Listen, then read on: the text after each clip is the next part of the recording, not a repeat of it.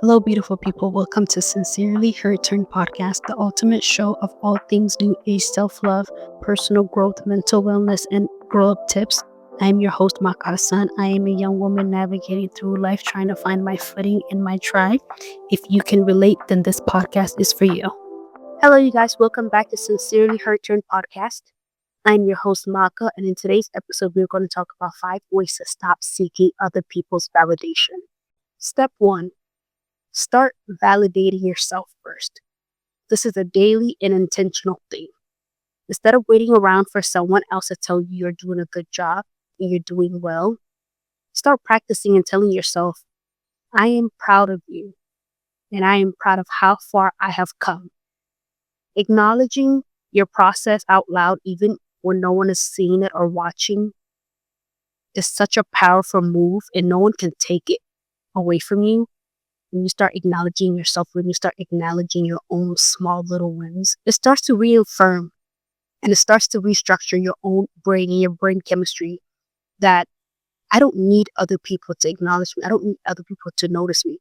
As long as I am noticing myself and I'm pouring into myself, that in itself is a very, very, very powerful mindset to be. Number 2, detach your worth from other people's reaction. Not everyone will understand you. And that's okay. People's opinion are filtered through their own experiences and biases. That doesn't give them the right or the authority on your life. I understand sometimes we become conditioned to seek validation from our family, our parents, our siblings, because we just want to fit in. And it's very uncomfortable to be that one person that steps outside the box. But once you start taking that charge, once you start taking those steps, it's becomes very empowering. I'll just say for myself, I don't want to be like other people. I want to have my own opinions. I want to have my own thoughts and I want to be my own self. As the world is changing, we become these copy and paste of each other because when you are stepping out the box, you do get judged a lot. It is very harsh and it's very uncomfortable, which beats us back into place and which makes us very uncomfortable because you don't want to be the odd one out. But that's very bad conditioning that society does to us as human beings. And yes, it is very uncomfortable to be that one person that steps outside. I always want to be one with myself. I don't want to be that woman that second guesses herself, that's uncomfortable because she doesn't know who she is. That is a very miserable and uncomfortable place to be. So it's very important to take your power back from everybody. That includes family, that includes parents, that includes siblings. And sometimes that even includes religious institutions. So take your power back and stop giving other people an opinion about you and your choices in life. Number 3, do things just because they feel right to you. Whether it's your outfit, your job, or your goals, do things that align with you and your soul, not what aligns with other people's approvals. The more you honor what feels authentic, the less you'll need outside confirmation. When you step into this world with the school system, with the job system, we're conditioned to follow this line. And when you try to step away from that, yes, you are considered the weirdo and the odd one out. And everybody wants to fit in. I myself want to, at some point in my life, wanted to fit in. But when you're a person who has a very powerful, different brain, that's very hard to do. And for someone who does have a learning disability and who is neurodivergent, it's very hard for me to follow or fall in line, which got me in trouble a lot growing up and even as an adult. But it is a very powerful thing to be.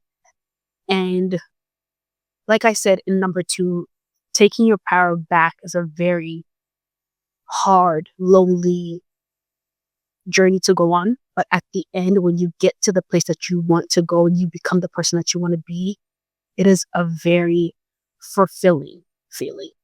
Number 4, learn to sit with the discomfort when you're misunderstood. You guys, it's hard not to want to explain yourself or just over justify your decisions to other people to make them comfortable, which is ridiculous. But it's like in society, you're judged so hard for just wanting more for yourself, or just having these desires that God put into your heart, that God brings into your mind.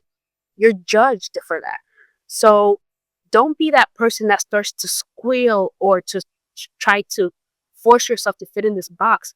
understand, hey, this is a decision that I made and I'm standing 10 toes down and I'm going to still show up as who I want to be, even though you guys don't understand it. And if people don't understand, hey, this is who I am, then those people are not for you. Family included.